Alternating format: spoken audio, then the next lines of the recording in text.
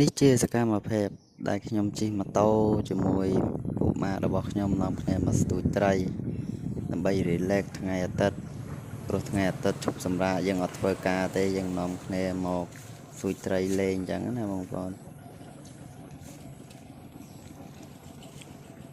បានអត់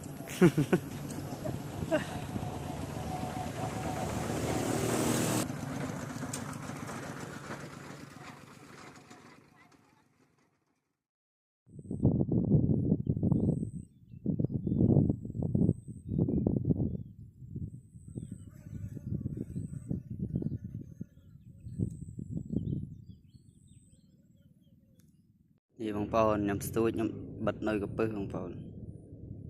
បិទនៅកំពឹសមួយទៀតហើយបងប្អូនមួយទៀតហើយបងប្អូនលទ្ធផលត្រី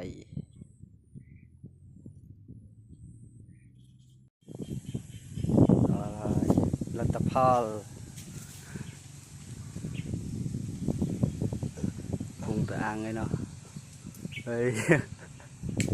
ស្មាត់អញ្ចឹងវីដេអូរបស់ខ្ញុំមានតែប៉ុណ្្នឹងទេបងប្អូនលេងមានអារម្មណ៍លេបបាត់